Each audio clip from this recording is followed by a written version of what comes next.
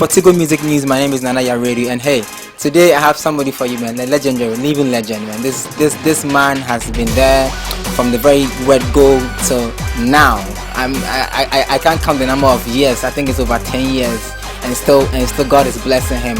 One thing about this man is that even though he sings about party songs, there's still a lot of positivity in the party song. He sings about relationship. There's a lot of positivity in the relationship. Everything about this man from day one. If you remember Paimuka, if you remember Kwame Nkrumah, even when they said he was beefing someone, there was a lot of positivity in the beefing song.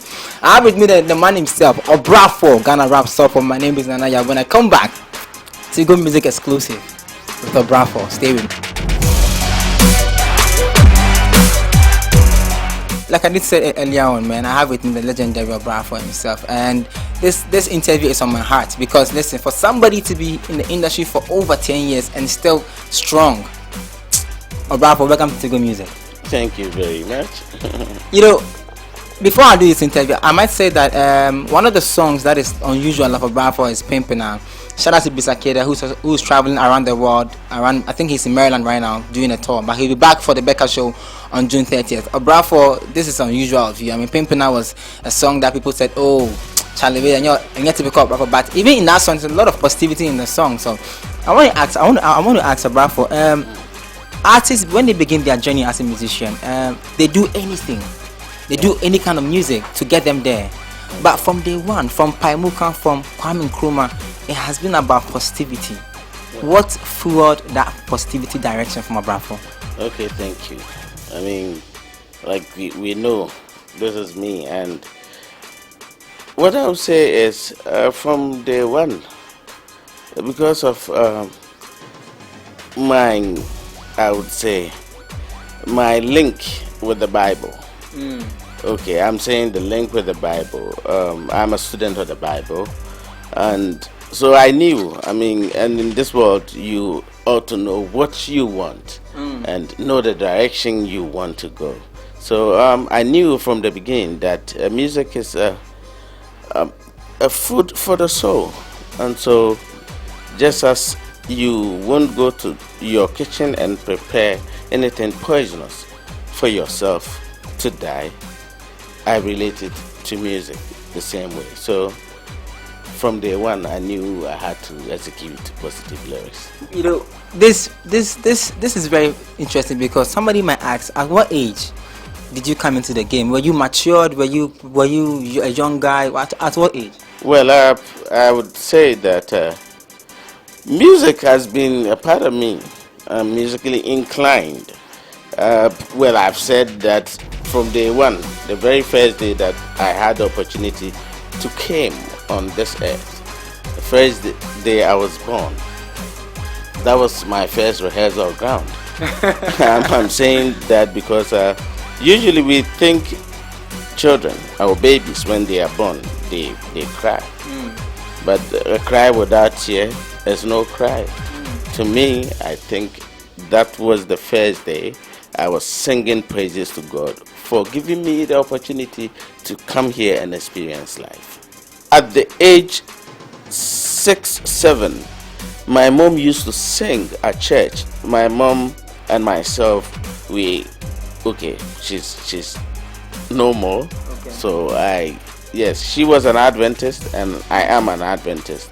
As a kid growing up, my mom would do her solo every Sabbath at church, but when she was at home going about her house chores, she would be singing, and inadvertently as a kid I would be singing along. So it got to the time that she realized I could sing. So she would hold my hand on in front of the church and congregation, and we will all sing. But hip life, I remember back then when I was in school, secondary school, I used to love hip hop. Those days were the heydays of Naughty by Nature, Tupac, Biggie, and you could talk about them. And by then, even as I did love hip hop, I went to a Presbyterian school, and as an Adventist, we have church service, and on Sabbath, I was able to win souls for Christ that I would, preach, and then we formed a quartet in there that were singing gospel songs by then. But it was only when Reggie came. I think by then I had finished Form 5. Yes, I was going to the set form. Yes. And an unfortunate situation brought me home.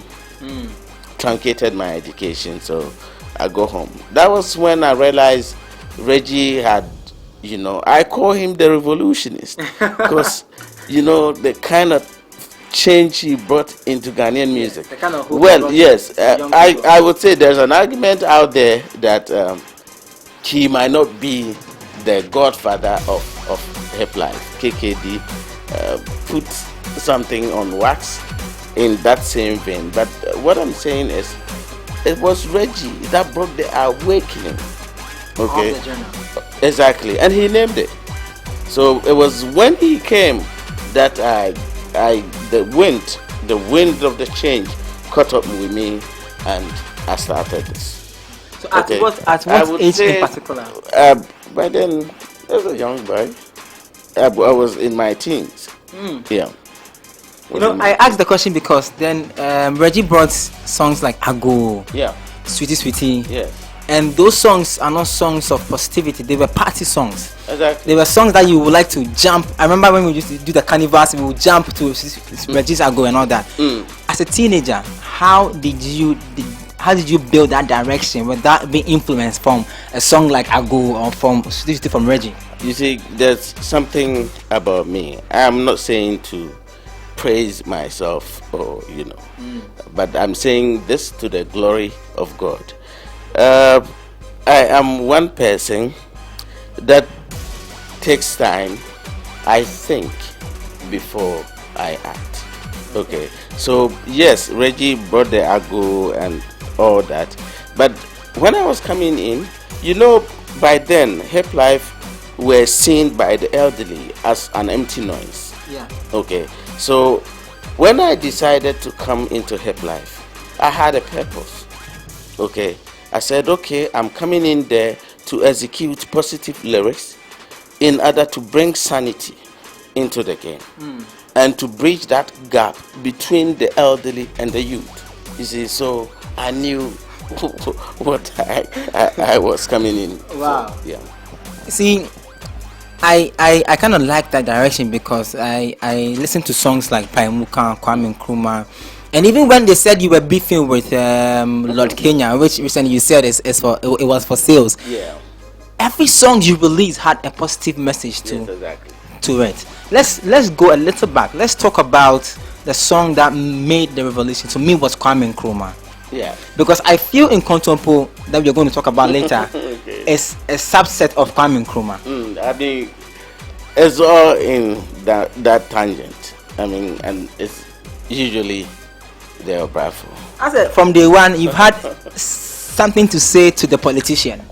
Well, I don't really sit and plan or compose song for individuals.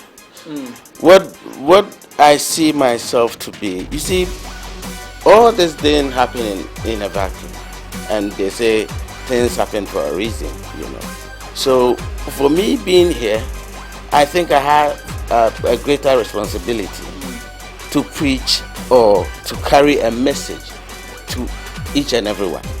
So I don't do music specifically narrowing down on On one person. Yes. I do songs for all.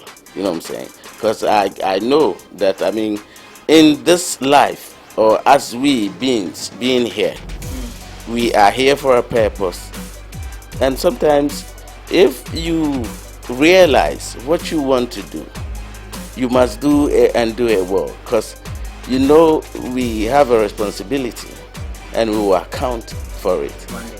Yes, exactly. So I'm always like, it's a constant reminder every now and then. Anytime I go behind the paper or a book to write. That's very deep. Yeah. But on record again, so let me say this on record. He succeeded. The songs he brought out, Heavy, was one of the biggest songs in the country. It was like a high life song that took over the waves. And he would tell us, how does he feel when he releases a high life song and the response he gets as compared to a hip life song? Yeah, exactly. I mean, when I release high life songs, I get a bashing. I get the bashing. What it is, people know me as a rapper. Yeah. Because I started as a rapper. But just as I told my story, you could realize that I started with singing. From your mother? Exactly. So every time and then growing up, my dad used to play this high life music. I grew up with high life. Donna Kwame and Pedu, the Victor Obrafours were always in my ears growing up. So if I would have to sing anything, you know the direction. I know the original Ghanaian music is high life. You understand?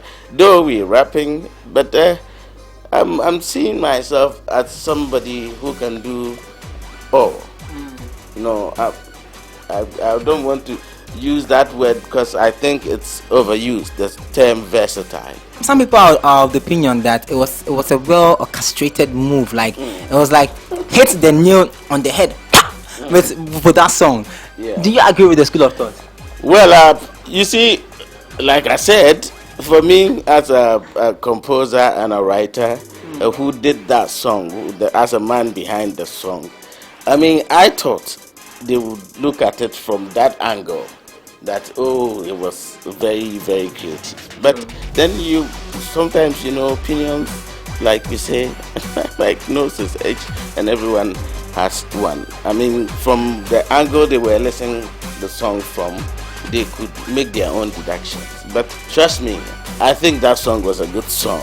It was a good song. That's why the controversy it generated. Well, I wasn't looking at it from that angle, but it did cause. Well, Tigo Music, let me give you like a quick gist. That song won him this first award at the Ghana Music Awards for best collaboration, which many of us think that is unfair, because at the end of the day, man, this man deserves more than that. But you see, there was another return, and that return was with Manifest, and it was a song called Odaseni, and produced by Otin, Way Otin. And when the song came out, and I remember a friend of mine who was in South Africa said, "Hey, Obrafour the football, with a higher life." Obrafour, would you say Odaseni was a higher life song? Well, I think it's a traditional song. You when you listen to it, the beats. I mean, you can feel gourmet, too much gourmet in that song, and then the Ahumensian or the guitars. So what made the cut probably what confused people was probably the keyboards or the piano in that song. But to me, if you ask me, it doesn't fall anywhere. You can term that song as a traditional song. It was perfectly produced by Way Otin, yes, Otin, as you said, and it's a massive song. My expectation was so high for that song, but then one doesn't decide. You see, I know where you're going. You're coming to that. One doesn't, and so I mean, though it was received well, but I was expecting that it would be overwhelming because of the content of that song, but it did well. I'm happy so far. And then from Odaseni, a song like Chimame with Lucika, produced by the legendary Hammer of the Last Two, leaked. It's very sad when music leaked from a studio where you have no idea how the song. It was Pimpin' that leaked. Pimpin' that leaked. So with Lucika, and people said, Obrafour to see I would rap or when people start saying that, I'm like, okay, let's see what he's gonna do next. Then Pimpin' came in. And even though he didn't sing too much, he did a little bit of singing. And I heard you describe Pimpina as the magical song, the song just became the big song. Exactly. Why I termed that song a magical song as I think the two of us, even though we we are known as songwriters, didn't do that much on that song. I mean, sometimes you don't even need to do too much on a song. I mean, we're having so much fun with Obrafour, the legendary Obrafour, and we are going to look at. Listen, let me say this again on record. Tigo Music on record. He's the only artist, or one of the artists, who was there from the cassette days, came to the CDs, and now he's doing digital music. That makes me my next question. I'm sure you know. Everybody wants to know. Did anybody or something or somebody say something to you that made you write Nkontompo? Well, with the song Nkontompo, as a composer and writer, I was taking a look at the general ills that it's affecting society, and that subject matter came in mind. I realized, or it dawned on me, that Nkontompo, or lies, or deceit, or insincerity is drifting the entire world into an abyss. Seriously, and it seems we've overlooked that subject matter. So I decided to bring some of the things into fore and see if we all could brood over it and see how best we can save this world. So you have been there from cassette days to CDs. Now you're doing the guitar music. Yes. Tell us, why did you decide to give Tigo Deezer the exclusive song? Well, after hearing about what you guys here in Tigo are doing, we probed further, and what we heard, actually, these days what we do mostly, all musicians, is to go record your song and just put it out there for free. Okay. But Tigo made me understood that this is a means that you can generate revenue. And I mean, I fell for it. I fell straight up for it. And the kind of work you're doing here, the kind of good work you're doing here, I mean, I salute Tigo. I salute Tigo. I mean, if I have my way, I will ask all musicians to look at this platform or channel, because it will do us good. Charlie, you better get this on record, man. Every musician you need to come to Tigo Music and be on Deezer. Obrafour, before we go, there's a video coming out for Nkontompo. Yes. We've spoken with the top notch of the directors in the country at the moment. We all know Gio. Famous. Yes. I mean, you can bet your last coin on Gio to deliver. And definitely, the Nkontompo video, I have a feeling it's going to be awesome. You see, this man has to run, but very quick one. How did the fans receive Nkontompo? To me, people say it's the real hip life. Yes, exactly. I mean, what Tigo did, the kind of hype they give Nkontompo. You see, for 3 continuous days, a song that is not released was trending. I couldn't believe it. I mean, seriously. And the vibe I'm getting from the people is that, I mean, it was worth the hype. So kudos to you, and kudos to ourselves. I mean, we've all contributed in making it what it is now, but I thank the fans. I mean, thank you for receiving Nkontompo. But definitely, you look out, because we're not done yet. What's up, GH and the world over? You watching Tigo Music. Keep it locked right here.